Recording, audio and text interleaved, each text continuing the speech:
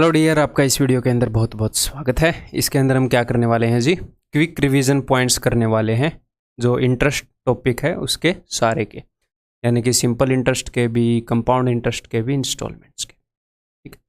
और मैंने स्टार्टिंग में आपने वीडियो देखी है कोर्स के कि भाई हाउ टू यूज़ कोर्स, उसके अंदर भी बताया है पहले से भी, हर एक QRP की वीडियो के अंदर बताता आता हूँ। इसके अंदर भी मैं बताऊँगा ताकि गलती करने के चांस कम हो। कोई बात ना मान रहा हो तो बार बार सुन के मान ले कि जो अपने QRP हैं वो मल्टीपल रिवीजन आपने करने हैं। आपने एटलीस्ट 3 बार वीडियोस PDF को यूज़ करना है। अगर आपको नहीं पता है कैसे, तो स्टार्टिंग में वीडियो है हाउ टू यूज़ कोर्स के स्टार्टिंग में, वहाँ पर आपको पता चल जाएगा। तो जो मल्टीपल रिवीजन आप करोगे कंसेप्ट लेक्चर से, उसकी रिप्लेसमेंट नहीं है QRP। ये नहीं है कि मैं QRP से कर लूँगा, नहीं, वो तो एटलीस्ट 3 बार करना है। अगर आपको लगे सर वो तो बहुत ज़्यादा हो गया, तो पहली बात कि जब आप रिवीजन करते हो तो कम टाइम लगता है, और दूसरी बात अगर वो बहुत ज़्यादा हो गया तो पूरी ज़िंदगी गवर्नमेंट से सैलरी लोगे, वो भी तो बहुत ज़्यादा नहीं हो जाएगी, है तो मेहनत करनी पड़ेगी। जिनको सीरियसली जॉब चाहिए वो ये करने के लिए तैयार है। स्टूडेंट, एक तो ऐसा स्टूडेंट होता है सर मिनिमम कितना पढ़ूँ, इंपॉर्टेंट बता दो, और एक ऐसा स्टूडेंट होता है सर आप कुछ भी बता दो बस कुछ छूट ना जाए। उन लोगों का सिलेक्शन होता है। ठीक है। तो concept lectures and PDFs need to be done thrice at least. उनकी रिप्लेसमेंट QRP नहीं कर सकते। QRP कर क्या सकते हैं? QRPs are good for redesigning notes. आप जो नोट्स बनाओगे कंसेप्ट लेक्चर देखते हुए, उनको रीडिज़ाइन, उनके अंदर इंप्रूवमेंट ये करवा सकते हैं। और एग्जाम के नियर किसी टॉपिक के बेसिक्स को टच करना है तो उनको ये टच करवा देंगे। मैं ऐसे ही वीडियो के अंदर टच करवा दूंगा। ठीक है। तो जब एग्ज़ाम पास आ जाए तो भी हमने ये नहीं है कि डेली QRP देखने हैं। वीडियो देखने में बहुत टाइम लगेगा मेरे भाई। आपने ये जो अपने नोट्स है ना, एक बार आपने कंसेप्ट लेक्चर देखते हुए डिज़ाइन किए, उसके बाद आपने QRP से रीडिज़ाइन किए। ठीक है। उसके बाद फिर से आप कंसेप्ट लेक्चर देखोगे तो फिर से अपग्रेड होएंगे। आपको सेम चीज़ को दोबारा देखकर नई नई चीज़ें पता चलेंगी, तो इनको आप अपग्रेड कर सकते हो। तो यहाँ से आप बहुत कम टाइम में 10-15 मिनट एक बड़े टॉपिक को आप रिवाइज कर लोगे। प्लेन ज्योमेट्री जितने बड़े टॉपिक को 10-15 मिनट में आप अपने नोट से रिवाइज कर लोगे। परसेंटेज जैसे टॉपिक को तो 3-4 मिनट में रिवाइज कर लोगे। तो नोट्स से हम रिवाइज करेंगे। ठीक है। फिर से टच करना है तो हम QRP को यूज़ कर लेंगे, टॉपिक के बेसिक्स को। चलिए जी, तो यहाँ पर इस तरीके से तो हम नहीं कर सकते जैसे हम कंसेप्ट लेक्चर में करते हैं। तो यही अज्यूम करके मैं सारे पॉइंट्स आपको रिवाइज करवाऊंगा कि आप पहले सारे कंसेप्ट्स को देख चुके हो पूरे कोर्स के इंटरेस्ट के। ठीक है। तो सबसे पहले सिंपल इंटरेस्ट। तो सबसे पहले हम करेंगे कि भैया इंटरेस्ट क्या है। इंटरेस्ट है, अगर आपने किसी से रुपए लिए हैं तो उस रुपए को यूज़ करने के लिए वो आपसे फीस लेता है। अगर मैं आज आपको 100 रुपये दूँ और आप 1 साल बाद मुझे 100 रुपये दो, तो मुझे क्या फ़ायदा? फिर मैं बोलूँगा मैं क्यों दूँ, तुम 100 रुपये ही दोगे, मुझे क्या फ़ायदा, है ना। फिर आप बोलोगे कि अगर आप मुझे 100 रुपये दोगे तो मैं आपको 120 रुपये दूंगा 1 साल बाद। फिर शायद थोड़े मेरे मन में लालच आ जाएगी। ठीक है। तो जो हम एक्स्ट्रा रुपए लेते हैं वो क्या है? वो इंटरेस्ट है, जो हम फीस लेते हैं मनी को यूज़ करने की। ठीक है। ये इंटरेस्ट की डेफिनेशन है। 2 तरीके के इंटरेस्ट अपने सिलेबस के अंदर है, simple interest and compound interest. 2 तरह के होते हैं। तो सबसे पहले सिंपल इंटरेस्ट। तो सिंपल इंटरेस्ट बहुत ही सिंपल है। सिंपली हम डिसाइड कर लेते हैं कि 1 साल की फीस कितनी लगेगी, उसको हम बोलते हैं जी रेट। फॉर एग्जाम्पल मैंने मान लिया 10% पर एनम कि भैया मनी को यूज़ करोगे तो हर साल के लिए 10% रुपये दे दीजिएगा। ये पर एनम है। अगर 1 साल यूज़ करोगे तो 10% दे दो, 2 साल यूज़ करोगे तो भाई 10 × 10 × 2 20% दे दो, 5 साल यूज़ करोगे तो 10 × 5 50% दे दो फीस के तौर पर। जो रुपये लिए हैं वो तो दोगे ही। तो यहीं से एक चीज़ हमें पता लग जाती है। मान लो रेट 10% पर एनम, रेट मतलब कि हर साल कितने % ब्याज लगेगा। ठीक है। तो यानी कि रेट जितने भी % है, अगर मान लो यहाँ पर टाइम जो है वो हमारा सपोज 3 ईयर है, तो टोटल ब्याज कितना बनेगा? 10 × 3 30%। तो टोटल जो ब्याज बनता है वो कितना बनता है? वो होता है R × T% ऑफ प्रिंसिपल। 10% हर 1 साल का, 3 साल है तो 30%, 30% ऑफ प्रिंसिपल। ठीक है। इसी चीज़ को जब आप लिखोगे R × T/100 × P, तो ये बन जाएगा। यहीं से फॉर्मूला आ रहा है। तो हमें ये अंडरस्टैंडिंग दिमाग में रखनी है, और फॉर्मूला तो है ही। ठीक है। इसको हम हालांकि यूज़ नहीं करते, बट पता तो होना चाहिए ना कि ऐसी कोई चीज़ है। ठीक है। इसको यूज़ करना, इसको यूज़ करना सेम ही है। ये बच्चे रट लेते हैं, ये हम आपको समझा देते हैं। द नेक्स्ट इज कि simple interest is directly proportional to principal rate and time. ठीक है, सिंपल इंटरेस्ट डायरेक्टली प्रोपोर्शनल है किसके, अगर प्रिंसिपल बढ़ गया, मान लो रेट और टाइम सेम रहे, रेट और टाइम सेम रहे, आपने किसी बंदे को रुपए दिए 10% पर 3 साल के लिए ही, एक बंदे ने कुछ रुपए लिए, दूसरे बंदे ने डबल रुपए लिए थे, तो वो डबल ब्याज देगा। तो प्रिंसिपल रेट और टाइम जितने गुना बढ़ता है उतने ही गुना सिंपल इंटरेस्ट बढ़ जाता है, इनके डायरेक्टली प्रोपोर्शनल है। अगर दुगने समय के लिए रुपए दे दोगे तो ब्याज दुगना लगेगा। ठीक है, अगर रेट को 1.5 गुना कर दोगे तो ब्याज भी 1.5 गुना लगेगा, अगर बाकी चीजें सेम रही। और अगर सारी चीजें बदलेंगी तो जो जो जितने गुना होएगा उनका कंबाइंड इंपैक्ट हम देख सकते हैं। ठीक है, next, amounts for successive years form an AP. जो सक्सेसिव ईयर्स के लिए जो अमाउंट्स हैं वो एक एपी बनाते हैं। अमाउंट्स यानी कि मूलधन। जैसे मान लो यहाँ पर प्रिंसिपल है 0 ईयर्स पर, मैंने 1000 रुपये लिए 10% पर एनम पर, तो 1 साल के बाद मुझे 1100 रुपये देने बनते हैं। लेकिन अगर मैं रुपये ना दूं तो 2 साल के बाद मुझे 1200 रुपये देने बनते हैं, 3 साल के बाद मुझे 1300 रुपये देने बनते हैं। तो हर एक साल का ब्याज जो है वो सेम है। सिंपल इंटरेस्ट में ब्याज सेम है, क्यों? क्योंकि वो स्टार्टिंग में जो अमाउंट लिया उसी पर लगता है। तो हर साल 100 रुपये ऐड होते जाएंगे, हर साल सेम अमाउंट ऐड होता जाएगा। और जब सेम चीज़ ऐड होती जाए तो एक सीरीज बनती है, अरिथमेटिक प्रोग्रेशन, समांतर श्रेणी। तो अमाउंट्स जो हैं वो एपी बनाते हैं। क्लियर?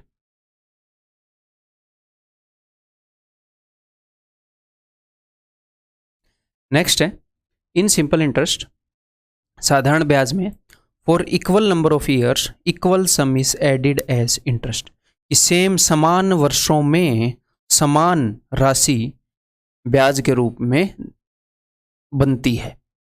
मान लो अगर मैं आपको ये बताऊं कि इस तरह के क्वेश्चन, उन क्वेश्चंस को रिवाइज करने के लिए उनका कंसेप्ट कि एक सम है जो कि 3 साल के अंदर 5000 रुपये हो गया, और भाई 7 साल, 3 साल के बाद उसका अमाउंट देखा तो 5000 था, 7 साल के बाद उसका अमाउंट देखा तो 9000 था। ठीक है, तो यहाँ पर आपको पता चलेगा कि 4 साल के अंदर भाई साहब 4000 रुपये ऐड हो गए। ये तो कुछ ज़्यादा भयंकरी वो हो गया, फिर प्रिंसिपल नेगेटिव में हो जाएगा। तो हम क्या कर लेते हैं, इसको 100 मान लेते हैं 1 साल का, इसको हम कर देते हैं जी 5400। ठीक है, तो 4 साल के अंदर 400 रुपये ऐड हुए, 400 रुपये। तो हर साल 100 रुपये ऐड हो रहे हैं, अगले 4 साल में फिर से 400 हो जाएंगे। 1 साल में अगर ब्याज के 100 रुपये ऐड हो रहे हैं तो हर एक साल में 100 रुपये ही ऐड होंगे, पहले भी 100 रुपये ही ऐड हुए होंगे। ये सिंपल इंटरेस्ट की अंडरस्टैंडिंग है। ठीक है, और ये पॉइंट और ये पॉइंट एक ही मतलब है इनका। एपी का मतलब क्या है कि सेम नंबर ऑफ टर्म्स, एक टर्म आगे जाओगे तो अगर 10 का गैप है, अगली एक टर्म आगे फिर से 10 का गैप, 5 टर्म आगे जाओगे तो 50 का गैप, सेम चीज़ है, उसी को अलग वे में बस लिखा है। ठीक है, तो नेक्स्ट अपने पास है जी कंपाउंड इंटरेस्ट। ये सिंपल इंटरेस्ट की अंडरस्टैंडिंग है सारी बेसिक्स की, यही अंडरस्टैंडिंग है। देख लो, इसी अंडरस्टैंडिंग के बेस पर इतने सारे क्वेश्चन हो जाते हैं। यही तो देखो, यहाँ पर मैंने एक पेज में कर दी क्यूआरपी के अंदर, वहाँ पर इतने सारे क्वेश्चन करवाइए। तभी मैं बोल रहा हूँ क्यूआरपी उनका रिप्लेसमेंट नहीं है, जस्ट मैंने आपको सब कुछ टच करवा दिया कि भैया ये अंडरस्टैंडिंग है, इसी बेस पर क्वेश्चन निकल जाते हैं। तो आपको एक सेंस ऑफ कंप्लीटनेस आएगी। कैसा, यही है कंसेप्ट? हाँ, और कुछ कंसेप्ट आप ढूंढ के देखो, क्वेश्चन के टाइप मिल जाएंगे, कंसेप्ट नहीं मिलेगा, अंडरस्टैंडिंग नहीं मिलेगी। अच्छा, यही है। तो आपको एक कॉन्फिडेंस भी आएगा कि हाँ मैं करके बैठा हूँ भाई, नया क्वेश्चन आ रहा है तो नए कंसेप्ट पर नहीं आ रहा, वो नए टाइप का हो सकता है बस। ठीक है, और सारे टाइप के क्वेश्चन हमने करवा दिए हैं आपको, नए टाइप का भी नहीं मिलेगा आपको, तो क्वेश्चन गारंटीड नहीं मिलेगा। ठीक है, नेक्स्ट कंपाउंड इंटरेस्ट यानी कि चक्रवृद्धि ब्याज। तो चक्रवृद्धि ब्याज और सिंपल इंटरेस्ट में फ़र्क क्या है कि मान लो प्रिंसिपल 1000 रुपये है और रेट जो है वो 10% है,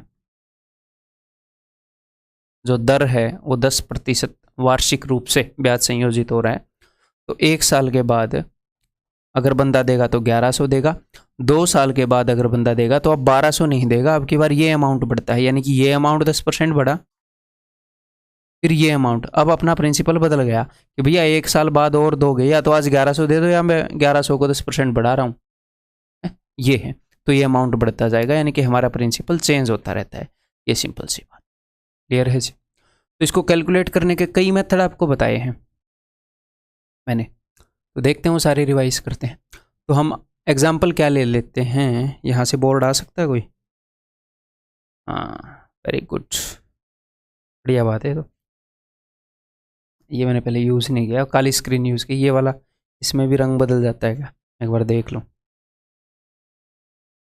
हाँ, इसमें रंग नहीं बदल रहा भाई, बट इसमें पेजेस ऐड हो जाते हैं। चलो इसको बाद में रिसर्च करेंगे। ओके, तो using multiplication fraction of for amount NCI, सबसे पहला मेथड कि हम मल्टीप्लिकेशन फ्रैक्शन यूज़ करेंगे। तो मैं आपके सामने एग्जांपल ले रहा हूँ भाई, ठीक है। मान लो अपने पास प्रिंसिपल है 1000 रुपये, पेन भी यहाँ से मोटा पतला तो नहीं होएगा, यही ठीक दिख रहा है, ठीक है। प्रिंसिपल 1000 रुपये है और रेट जो है वो 10% पर एनम है और टाइम जो है वो 3 ईयर्स है। क्लियर है? तो यहाँ पर आपको पता है कोई भी चीज़ अगर 10% बढ़ती है तो एक साल में वो 100 से 110 यानी कि 11/10 गुना हो जाती है। और हम बात कर रहे हैं 3 साल की, यानी कि 3 साल में जो हमारा अमाउंट है वो कितने गुना हो गया होगा? वो हो गया होगा, हर साल 11/10 गुना हो रहा है तो इतने गुना।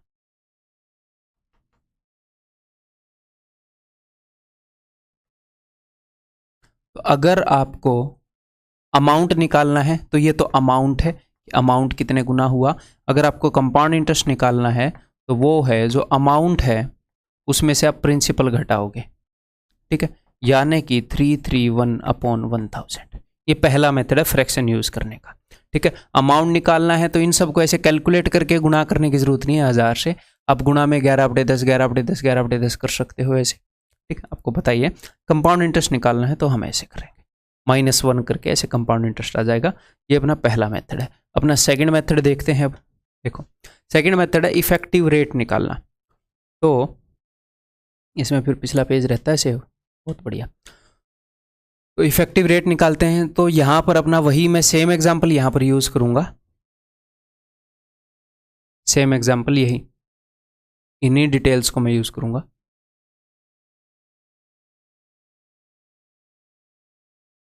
तो 3 बार 10% ब्याज लग रहा है। तो मैंने आपको फॉर्मूला बताया है कि जब हमें 2% ऐसे कंबाइन करनी हो तो a + b + AB/100,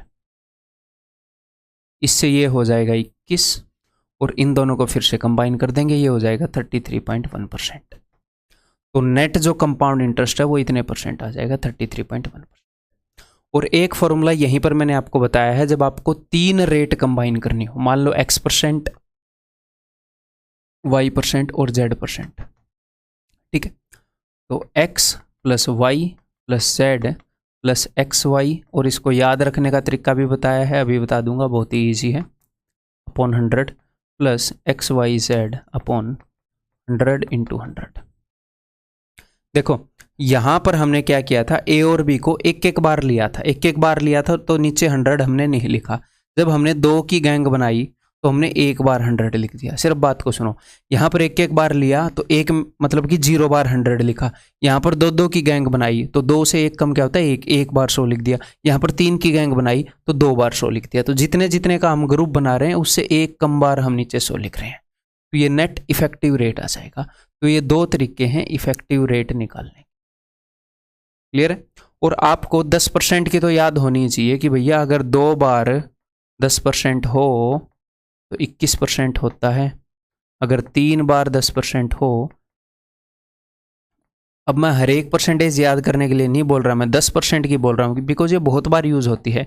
4 बार 10% ऐसे हो तो 46.41% होता है। ये बहुत ज़्यादा आपके काम आएगी। क्लियर? देन नेक्स्ट तरीका हमारे पास क्या है जी, रेशियो मेथड। नेक्स्ट मैंने आपको रेशियो मेथड बताया है, एग्जैक्टली सेम एग्जाम्पल के ऊपर मैं रेशियो मेथड लगाऊंगा। 1000 रुपये 10% 3 साल। तो फॉर 2 कंपाउंडिंग्स या फिर 2 ईयर्स, कंपाउंडिंग का मतलब आप अच्छे से जानते हो, सब लेक्चर देख लिए हैं। तो 2 कंपाउंडिंग्स के लिए हमने क्या किया था, हमने रेशियो यूज़ किया था 2:1। ये है जी अपना I1 पहले लेवल का इंटरेस्ट, ये है I2 दूसरे लेवल का इंटरेस्ट। 3 कंपाउंडिंग्स के लिए हमने यूज़ किया था 3:3:1। 4 कंपाउंडिंग के लिए मैंने आपको बताया था 4:6:4:1। I1, I2, I3, I4, ये ऐसे। तो एग्जैक्टली सेम एग्जाम्पल है। तो ये है जी हमारा प्रिंसिपल, दैट इज 1000। ये है अपना I1, इसका 10% 100, I2 है इसका 10% 10, I3 है इसका 10% 1, I4 है इसका भी 10% 0.1। अगर आपको निकालना है 2 साल का तो 2 इंटू आप क्या करोगे, ऐसे करोगे आप, 2 साल का निकालना है तो इसका I1 निकालोगे सीधा 100 इंटू 2 कर दोगे, फिर इसका 10% निकालोगे 10 इंटू 2 कर दोगे, बस ये सॉरी इंटू 1 कर दोगे, रबड़ यहाँ से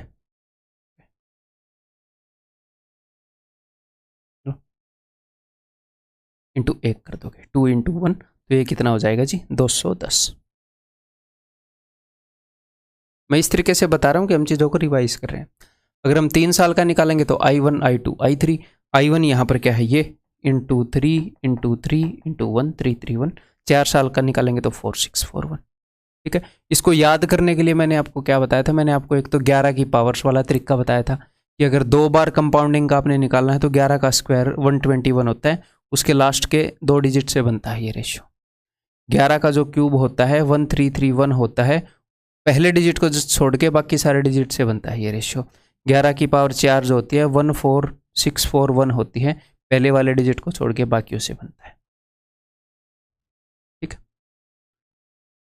और 5 वाला सर अब आप 11 की पावर 5 कैसे करोगे, तो मैंने आपको बताया है 11 की मल्टीप्लिकेशन कैसे होती है स्टार्टिंग में जो कैलकुलेशन क्लास थी उसके अंदर, तो यहाँ से इजीली आ जाएगा, राइट साइड से आएंगे। इसको 11 की पावर 4 को 11 से मल्टीप्लाई करूंगा तो 11 की पावर 5 आएगी। तो देखो मैं सबसे पहले 1 लिखूंगा, फिर इन दोनों का सम लिखता रहूंगा, 1 और 4 5, 4 और 6 10 है, ऐसे पूरे पूरे डिजिट लिखने हैं, 6 और 4 10, ऐसे पूरे पूरे डिजिट, 4 और 1 5, तो 5 10 10 5 1, या फिर मैंने आपको पास्कल ट्रायंगल भी बताया है, उससे आप कर सकते हो। क्लियर है, तो ये मेथड हमने कर लिया, दैट इज इफेक्टिव रेट, जिसमें हमें पता चल जाता है कि कंपाउंड इंटरेस्ट कितने परसेंट है प्रिंसिपल का, डायरेक्ट हमें परसेंटेज में पता चल जाता है। अच्छा ये कर लिया, रेशियो मेथड मैंने आपको बता दिया, ये भी कर लिया। Using amounts and CIR in GP, इस चीज़ को यूज़ करना, अमाउंट्स और CI, अमाउंट और कंपाउंड इंटरेस्ट जो है वो GP में होते हैं कंज्यूकेटिव ईयर के, तो इसको भी यूज़ करना बताता हूँ। देखो इस मेथड को यूज़ करके भी हम निकाल सकते हैं। एग्जाम्पल हम वही यूज़ कर रहे हैं कि प्रिंसिपल 1000 है, रेट जो है 10% पर एनम है, टाइम जो है भाई साहब 3 ईयर्स है। ठीक है, तो पहले साल का जो प्रिंसिपल है वो कितना है 1000, अगर आप सॉरी पहले साल का नहीं, 0 वाले साल का जो अमाउंट है यानी कि प्रिंसिपल वो कितना है, वो है जी 1000। ठीक है, 1 साल के बाद ये 10% बढ़ जाएगा।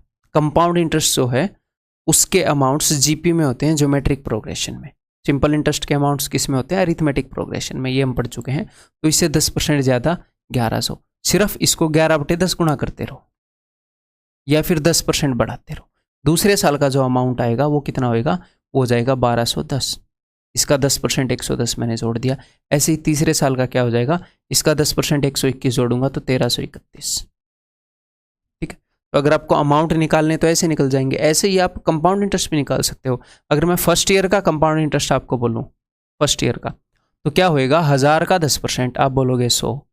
तो अब अगर मैं 2 सालों का नहीं बोल रहा, मैं सेकंड ईयर की बात कर रहा हूँ, सिर्फ दूसरे साल का, 2 सालों का नहीं बोल रहा, पहले और दूसरे का नहीं, सिर्फ दूसरे साल का पहले साल वाले से 10% ज़्यादा होएगा क्योंकि रेट 10% है। सिर्फ तीसरे साल का इससे 10% ज़्यादा होएगा। तो अगर आपको तीनों सालों का निकालना है तो यहाँ से आपको मिल जाएगा 331। तो कभी कभी अगर कंपाउंड इंटरेस्ट निकालना हो तो आप ऐसे भी कर सकते हो, किसी भी 1 साल का कंपाउंड इंटरेस्ट आपकी पकड़ में आ गया, कोई भी 1 साल का, और आपको रेट पता चल गई, तो इससे पिछले वाला क्या होएगा आपको पता लग जाएगा कि उससे ये 10% ज़्यादा ही होएगा, अगले वाला इससे 10% ज़्यादा होएगा। आप सारे कंपाउंड इंटरेस्ट ट्रैक कर सकते हो। ठीक है, नेक्स्ट हमारे पास है जी कंपाउंड इंटरेस्ट निकालने का ट्री मेथड। देखो इतने सारे मेथड मैंने आपको बताए हैं, सारे अच्छे से समझाए हैं, सबकी अच्छे से प्रैक्टिस करवाई है, सबकी अंडरस्टैंडिंग बनवाई है। ठीक है, और इस तरीके से बनवाई है कि कहीं पर भी कोई सा भी आप यूज़ कर पाओगे जो उस क्वेश्चन में इफेक्टिव होगा। तो अगर कंपाउंड इंटरेस्ट में आपको थोड़ी सी ऐसी दिक्कत आई भी, मैंने पहले ही बताया था, अगर ऐसे आए कि यार अंडरस्टैंडिंग वो नहीं बन पा रही है या फिर हम जल्दी जल्दी भूल जा रहे हैं, मेथड में कन्फ्यूज़ हो रहे हैं, तो कोई दिक्कत नहीं है, बहुत ही नॉर्मल है। आपने बस इसको रिपीट करना है, जो अपना कंपाउंड इंटरेस्ट है उस पोर्शन को रिपीट करना है, थोड़ा सा ज़्यादा रिपीट करना है बाकियों से, ताकि अच्छे से समझ में आ पाए। अब हम ट्री मेथड करते हैं जी। तो ट्री मेथड बहुत ही मज़ेदार चीज़ है ये भी। जैसे मान लो यहाँ पर अपना प्रिंसिपल है 1000 रुपये, तो यहाँ पर हम देखते हैं कि पहले साल में, फर्स्ट ईयर में, ठीक है, तो कंपाउंड इंटरेस्ट और सिंपल इंटरेस्ट में ये फ़र्क होता है कि कंपाउंड इंटरेस्ट में ब्याज पर भी ब्याज लगता है, ब्याज पर भी ब्याज लगता है, ब्याज को भी हम प्रिंसिपल में शामिल कर लेते हैं ऐसे मान। तो पहले ईयर में अगर मैं ब्याज लगा रहा हूँ, अगर मैं चेक कर रहा हूँ, तो जितना भी प्रिंसिपल है उसके ऊपर ब्याज लगेगा। तो पहले ईयर में ब्याज कितना हो जाएगा जी? पहले ईयर में हो जाएगा जी 100 रुपये, इसके ऊपर 100 रुपये ब्याज लग जाएगा। यहाँ पर मैं सिर्फ ब्याज लिख रहा हूँ, ये पहले ईयर का। अब मैं सेकेंड ईयर में अगर ब्याज लगाऊंगा तो उसमें तो ब्याज पर भी ब्याज लगेगा ना, ब्याज पर भी ब्याज लगेगा। तो सेकेंड ईयर में जब मैं ब्याज कैलकुलेट करूंगा तो प्रिंसिपल पर तो लगेगा ही, यानी कि 1000 रुपये के ऊपर 100 रुपये, लेकिन ये जो 100 रुपये ब्याज था इसके ऊपर भी लगेगा। तो जब आप फर्स्ट ईयर का कैलकुलेट कर रहे हो तो मन ही मन में यहाँ पर एक लाइन खींच लो, इस लाइन से पहले जितनी भी वैल्यूज हैं सब पर ब्याज लगेगा।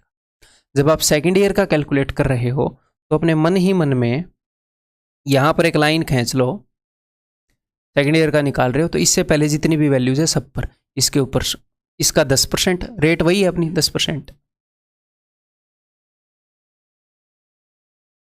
ठीक है, और इसका 10% 10 रुपये। ये सेकेंड ईयर का ब्याज है, इकलौता सेकेंड ईयर का। जब आप थर्ड ईयर का ब्याज कर रहे हो तो अपने मन ही मन में यहाँ पर लाइन खींच लो, इसके पहले जितनी भी वैल्यूज हैं उन सब के ऊपर ब्याज लगेगा, ठीक है। तो इसके ऊपर तो 100 रुपये लगेगा ही। अब इस 100 पर भी, इस 100 पर भी, तो इसका 10% 10, इसका 10% 10, तो 10 और 10, और इसके ऊपर भी 1। ये सिर्फ तीसरे साल का ब्याज है। अगर कोई आपसे सिर्फ तीसरे साल का ब्याज पूछे तो आप ये बता दोगे, ये। अगर कोई सिर्फ दूसरे का पूछे तो ये बता दोगे, सिर्फ पहले का पूछे तो ये बता दोगे, हैं, तीसरे और पहले के बीच में अंतर पूछे तो इनका अंतर बता दोगे, तीनों साल का पूछे तो आप ये बता दोगे। 331 बन रहा है ना तीनों सालों का, 100 100 100 300 10 10 10 30 और 1 31 331। तो ये ट्री मेथड जी हमने किया था, जिसमें हम स्पेसिफिकली ट्रैक कर सकते हैं कौन से साल में कितना ब्याज लगा। तो अगर कोई ऐसे काम करता है, तीसरे और दूसरे साल का फर्क इस टाइप से काम करता है, तो हम इससे बता सकते हैं, ठीक।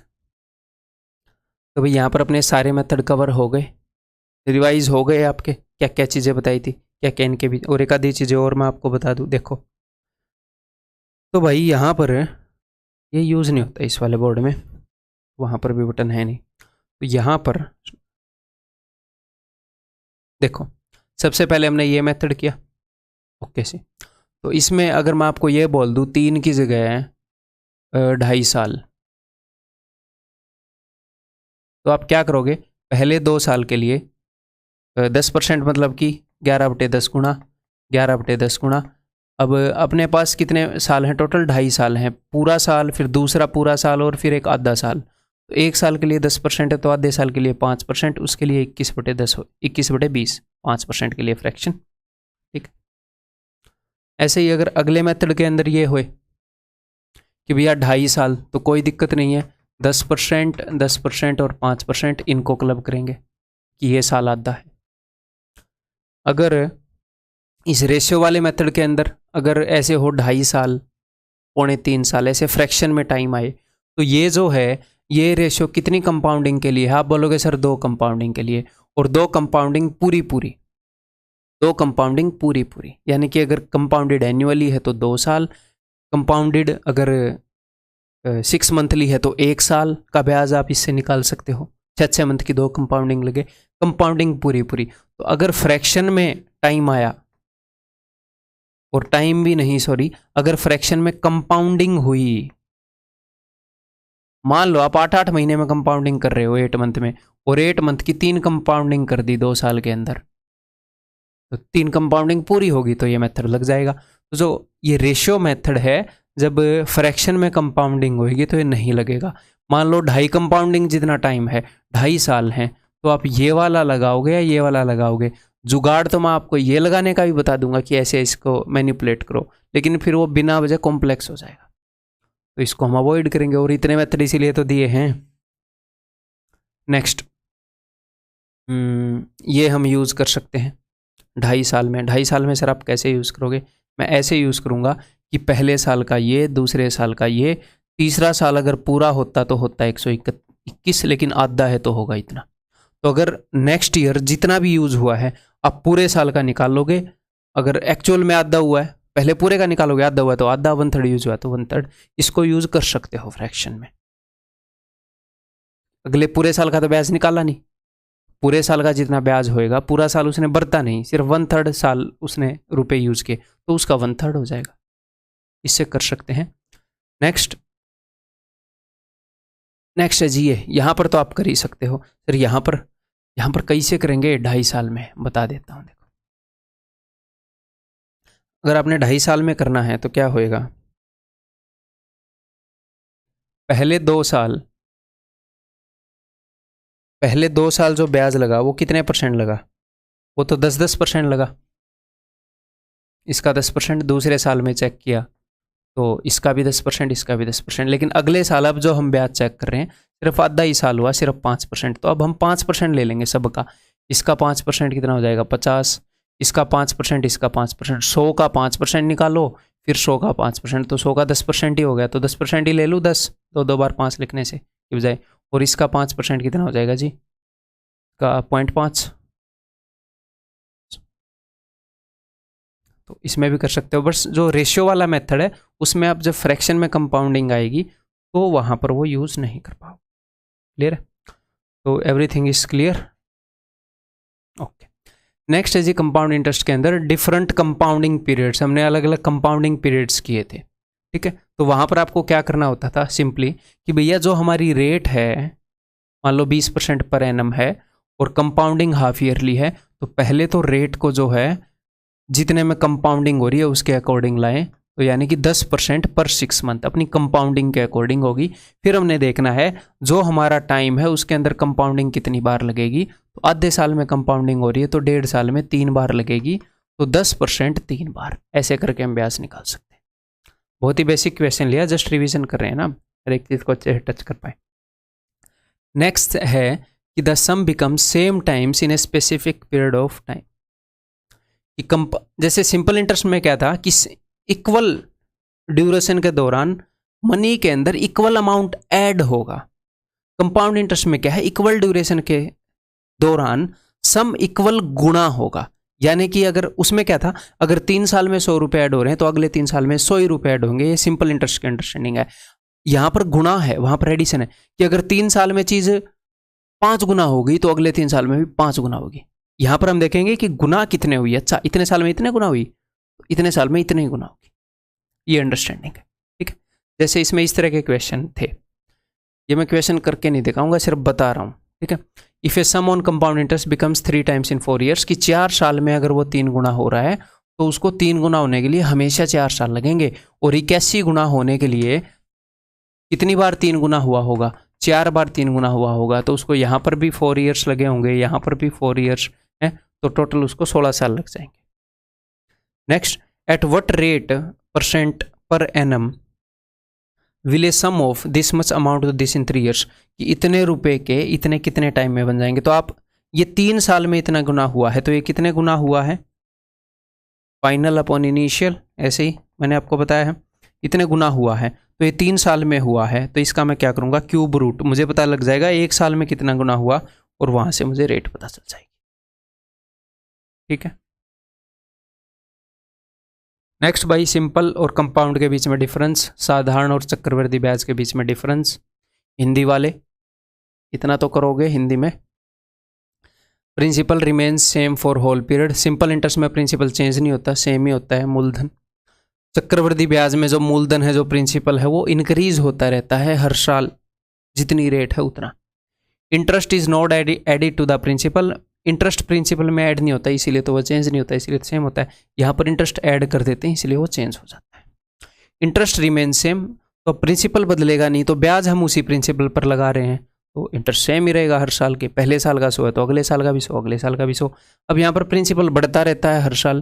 प्रिंसिपल कितना बढ़ता रहता है? जितनी रेट है, मान लो 10%, प्रिंसिपल 10% बढ़ता रहेगा, तो ब्याज भी हर साल 10% बढ़ता रहेगा। इसीलिए मैंने बताया कि ब्याज भी जीपी में होता है, हर साल उतना ही बढ़ता रहता है, ठीक है। Consecutive amounts are in AP, consecutive amount इसमें एपी में है क्योंकि सेम चीज़ ऐड होती रहती है हर साल। यहाँ पर कंसेक्यूटिव अमाउंट्स जीपी में है क्योंकि सेम गुणा होती रहती है चीज़ हर साल, सेम परसेंट बढ़ती रहती है consecutively. Next D2 and D3। D2 है CI और SI के बीच का डिफरेंस। 2 जो है, 2 का मतलब है फॉर 2 कंपाउंडिंग्स। जनरली इसको 2 ईयर्स आप समझोगे। अगर सालाना कंपाउंड हो रहा है तो 2 साल में इतना फर्क आ जाएगा। अगर 6 महीने में ही कंपाउंड हो रहा है तो भैया 1 साल में ही 2 बार 6 महीने आ जाते हैं, 1 साल में ही D2 हम यूज़ कर लेंगे। पहले हम क्लियर कर चुके हैं ये बात, ठीक है। तो D2 को रिवाइज कर लेते हैं। डिफरेंस जब 2 कंपाउंडिंग्स हो तो D2 होता है भाई साहब, ये मैं आपको उसी तरीके से बता देता हूँ, है ना। एग्जाम्पल ले लेते हैं। Principal we have 1000 rupees, rate 10% और टाइम 3 ईयर्स एंड 2 ईयर्स, दोनों हम यूज़ कर लेंगे। टाइम इज़ नॉट फिक्स्ड, ठीक। तो प्रिंसिपल यहाँ पर है जी I1, यहाँ पर है जी I2, यहाँ पर है जी I3। प्रिंसिपल अगर 1000 है तो I1 पहली जनरेशन का ब्याज, इसका 10% यानी कि 100, फिर इसका 10% यानी कि 10, इसका 10% यानी कि 1, I4 यानी कि इसका 10%, ठीक है। तो अगर मैं बात करता हूँ D2 की, ठीक है, तो हम सिर्फ फोकस करेंगे इसके ऊपर, इसको भी हटा देते हैं। पहले हम कंपाउंड इंटरेस्ट निकालते हैं। कंपाउंड इंटरेस्ट फॉर 2 ईयर्स या फिर 2 कंपाउंडिंग्स, अभी 2 ईयर्स रख लेते हैं। कंपाउंडेड एन्युअली है फिलहाल इस एग्जाम्पल के अंदर, तो ये होता है 2:1 रेशियो, ठीक है। ये 2 क्या होता है, ये 2 होता है I1 और ये 1 क्या होता है, ये 1 होता है I2, ठीक है।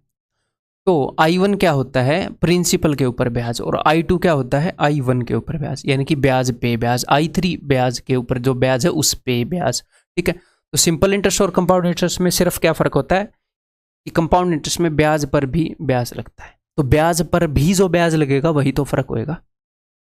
प्रिंसिपल पर ब्याज तो दोनों में लगता है, तो ये जो I1 है ये प्रिंसिपल पर ब्याज होता है। तो CI और SI में ये सिंपल इंटरेस्ट में भी होता है ये फैक्टर, तो फर्क सिर्फ ये आएगा I2। तो D2 क्या होता है, 2 साल में जो फर्क होता है वो होता है I2, ब्याज के ऊपर ब्याज। यानी कि अगर 1000 रुपये हो, रेट 10% हो, तो बस I2 निकाल लो, इसका 10%, इसका 10%। अगर मैं 3 साल की बात करूं, जस्ट मैं रिवाइज करवा रहा हूं भाई, रिवाइज भी बहुत डिटेल में करवा रहा हूं ताकि बस आपको कोई दिक्कत ना आए किसी भी तरह की, ठीक है। जिनको स्लो लग रहा है वो फास्ट फॉरवर्ड डेफिनेटली कर सकते हैं, ओके। तो this is I1, this is I2, this is I3। तो I1 तो सिंपल इंटरेस्ट में भी लगता है। मैं सिर्फ डिफरेंस की बात करूँ तो ये वाला पोर्शन होएगा 3I2 + I3। तो यहाँ पर अगर मैं D3 निकालना चाहूँगा, D3, तो वो होएगा 3I2 यानी कि 3 × 10 30 प्लस एक बार I3 + 1 31, ठीक है। 3I2 प्लस को एक बार, हाँ, सिर्फ डिफरेंस, मेरे को सोचा 331 होता है ब्याज, तो हम तो सिर्फ डिफरेंस निकाल रहे हैं ना, ठीक है। तो 3 साल में इस केस में डिफरेंस क्या हो जाएगा, 31। क्लियर है। तो ये चीज़ें मैंने आपको याद करवाई हैं, बेसिक अंडरस्टैंडिंग एक बार फिर से मैंने रिवाइज करवा दी है। नेक्स्ट, इंस्टॉलमेंट्स, कंपाउंड इंटरेस्ट की इंस्टॉलमेंट्स। तो देखो भाई, तो यहाँ पर मैं आपको तीनों केस करवा देता हूँ, है ना। चलो तीनों केस रिवाइज कर लेते हैं। मान लो किसी बंदे ने P रुपये लिए आपसे और उसने 1 साल के बाद आपको X रुपये लौटा दिए, 2 साल के बाद आपको Y रुपये लौटा दिए, और 3 साल के बाद Z रुपये लौटा दिए, और आपका हिसाब किताब चुकता हो गया। और आपकी जो रेट है, हम एग्जाम्पल के लिए मान लेते हैं 10% पर एनम है। आप दयालु किस्म के आदमी, आप बहुत ज़्यादा चार्ज नहीं करते हैं इंटरेस्ट, ठीक है। तो मैंने आपको क्या बताया था कि आप कभी भी कंपेयर कर सकते हो, किसी भी टाइम, किसी भी पॉइंट ऑफ टाइम पर आप इक्वेट कर सकते हो मनी की वैल्यू, 0 साल पर, 1 साल पर, 2 साल पर, 3 साल पर, ठीक है। अगर मैं 0 ईयर्स पर मनी की वैल्यू कैलकुलेट करूं तो क्या होएगा, देखिएगा जरा। 0 ईयर्स यानी कि यहाँ पर इस P की वैल्यू क्या है, आज उसने आपसे P रुपये लिए, तो आज ही वो कितने लौटा देगा आपको वापिस P।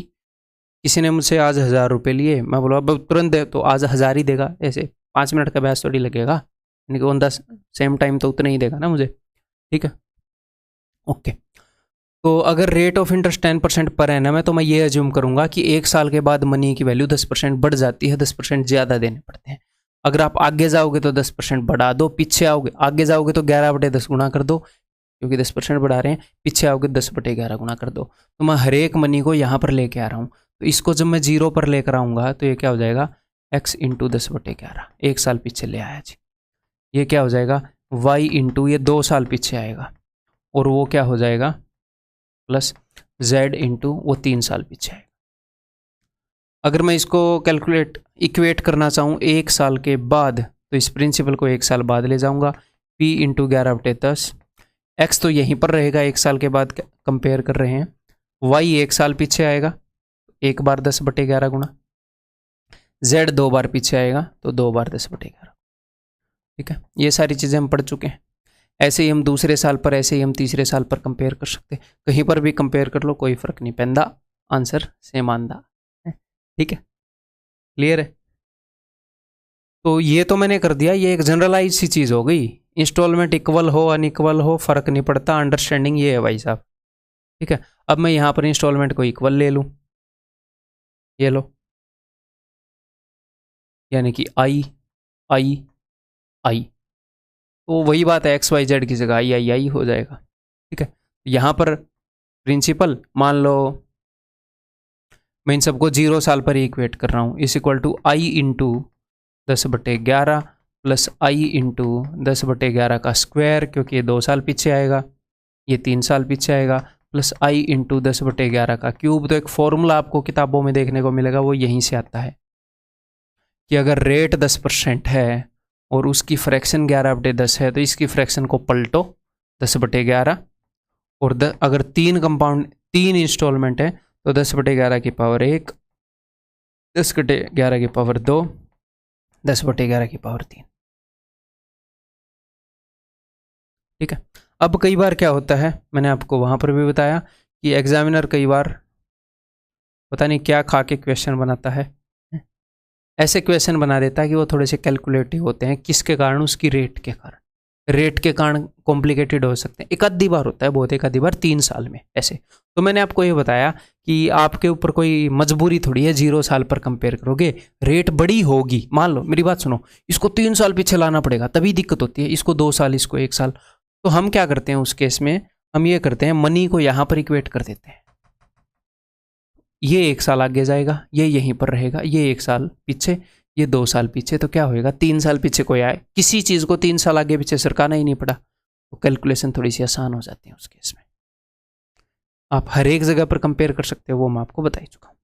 नेक्स्ट, मैंने आपको एक स्पेशल चीज़ भी बताई थी कि मैक्सिमम जो क्वेश्चन आते हैं वो आते हैं भाई साहब, ओ भाई साहब, वो आते हैं 2 साल के, 2 साल के कंपाउंड इंटरेस्ट के मैक्सिमम क्वेश्चन इंस्टॉलमेंट के।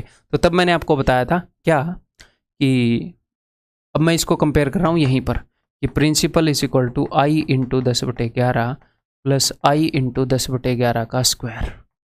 फिर मैंने यहाँ पर कॉमन ले लिया आई इंटू 10/11, तो यहाँ पर क्या बच गया, यहाँ पर बच गया 1 और यहाँ पर बच गया 10/11। तो मैंने आपको ये बताया था कि ये चीज़ रट लो, क्योंकि ये बहुत भयंकर बार यूज़फुल होती है कि अगर रेट ऑफ इंटरेस्ट 10% है तो principal is equal to installment into 10% का 10/11 होता, 11/10 होता है, उसको पलटो 10/11, इसके अंदर 1 जोड़ दो, यानी कि 10 और 11 21/11। एक तो बहुत जल्दी जोड़ सकते हैं ऐसे, ये बहुत यूजफुल चीज़ है।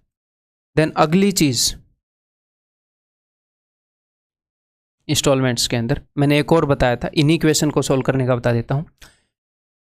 इसी केस के अंदर बता देता हूँ, अगर प्रिंसिपल 1000 रुपये है, रेट 10% पर एनम है और मान लो टाइम जो है वो 3 ईयर्स है, कैसे हम सोल्व करेंगे।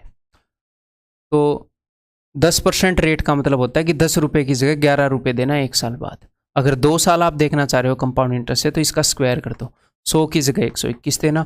3 साल बाद देखना चाह रहे हो तो 1000 की जगह 1331 देना। तो ये है इंस्टॉलमेंट कि भैया 1000 रुपये लिए थे, 3 साल के बाद 1331 दे दिए। तो मैंने क्या बताया था, इंस्टॉलमेंट को सेम कर दो, बिकॉज इंस्टॉलमेंट इक्वल देता है वो, जब इक्वल इंस्टॉलमेंट की बात हो तो ये है, अनइक्वल का तो मैं बता ही चुका हूँ XYZ वाला। तो यहाँ पर भी 11 गुना, यहाँ पर भी 11 गुना, 1100 हो गया। यहाँ पर 121 गुणा, यहाँ पर भी 121 गुणा, ठीक है। तो ये इंस्टॉलमेंट हो गई। इंस्टॉलमेंट की वैल्यू क्या है, 1331 है, ठीक है, क्लियर है जी। तो ये इंस्टॉलमेंट की वैल्यू हो गई, ये पूरा प्रिंसिपल की वैल्यू हो गई। जो भी क्वेश्चन के अंदर प्रिंसिपल होगा कितना हो गया, 3310, क्लियर है। अगर वो ब्याज भी पूछे तो यहाँ पर आपको ब्याज भी पता लग गया। 1210 की जगह 1331 दिए, 1000 की जगह 1331 दिए, तो ब्याज कितना लगेगा भाई, तो यहाँ पर ब्याज हो गया 331, यहाँ पर ब्याज हो गया भाई साहब 231, और यहाँ पर ब्याज हो गया भाई 121।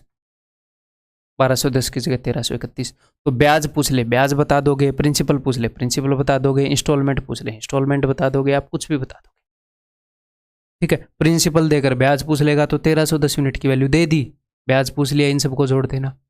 या फिर इंस्टॉलमेंट बताकर ब्याज पूछ लेगा, या फिर ये बताकर ये पूछ लेगा। सर कुछ भी बिना बताए पूछ ले तो भाई साहब फिर हम कुछ नहीं कर सकते। कुछ भी बिना बताए कैसे पूछेगा। कई बच्चे ऐसे कर देते हैं ऑफलाइन क्लास में कि अगर ये भी ना दे तो ये भी ना दे तो पुलिस कंप्लेन कर दो। अब और तो क्या करें।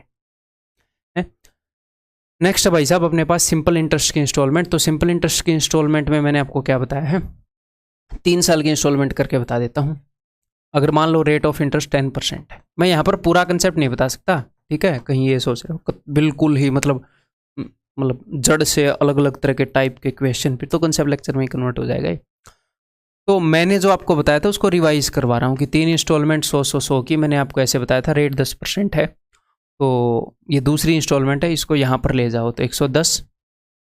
सिंपल इंटरेस्ट में आप पीछे नहीं ला सकते, आप सबको आगे लेके जा सकते हो, एक को भी पीछे नहीं ला सकते। तो इसका मतलब क्या है, सबको यहीं पर कंपेयर करना पड़ेगा आखिरी जगह पर। यहाँ पर भी कंपेयर नहीं कर सकता, क्यों, क्योंकि ये यहीं पर रह गई, ये आगे आ गई, फिर उसको पीछे लाना पड़ेगा, तो सबको एंड में ले जाएंगे। तो इसको सिंपल इंटरेस्ट के रेट 10% है, 1 साल में ये 10% बढ़ेगा, 2 साल में ये 20% बढ़ेगा, 120। तो ये क्या आ गया जी, बिकॉज सबको मैं तीसरे साल में कंपेयर कर रहा हूं। मान लो प्रिंसिपल पी था 330, तो ये वो वैल्यू है, ये है अमाउंट। मतलब देखो उसने 100 रुपये तीसरे साल में दिए, उसने ये 100 रुपये दूसरे साल में दिए, तो अगर वो 1 साल और बाद देता, इसके ऊपर सिर्फ 2 साल का ब्याज लगा है, मैंने 1 साल का ब्याज और लगा दिया 110। यहाँ पर 1 साल के बाद उसने रुपए दे दिए, यहाँ पर सिर्फ 1 साल का ब्याज ऐड है, तो मैंने 2 साल का और ऐड कर दिया। लो मैंने हर एक रुपये के ऊपर 3 साल का ब्याज लगा दिया, यानी कि जब सारे रुपये के ऊपर 3 साल का ब्याज लगता तब जो अमाउंट बनता ये वो चीज़ है, जब हर एक रुपये के ऊपर 3 साल का ब्याज लगता। यानी कि व्हाट इज दिस, जब इस पी के ऊपर 30% ब्याज लगता 3 साल में पूरे रुपये पर, तो ये अमाउंट है। अगर अमाउंट की वैल्यू 330 यूनिट है तो इंस्टॉलमेंट की वैल्यू 100 यूनिट है। ये मतलब बोलना सर 110 120 कहाँ है, अरे इनको अगर हम हर एक रुपये पर लगाएं, क्वेश्चन सोल्व करने के लिए हमने ये लिखा है, अदरवाइज इंस्टॉलमेंट की वैल्यू तो यही है। तो वो आपको प्रिंसिपल देगा, तो आप अमाउंट निकाल सकते हो, 30% बढ़ा दोगे, रेट के अकॉर्डिंग बढ़ा दोगे, फिर इंस्टॉलमेंट बता दोगे। इंस्टॉलमेंट बता दे तो 100 यूनिट की वैल्यू दे दी, 330 यूनिट की वैल्यू बता देना, यहाँ से आप ये भी निकाल सकते हो। क्लियर है।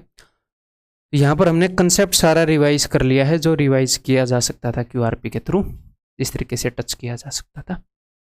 ठीक है, अगली वीडियो के अंदर मिलते हैं।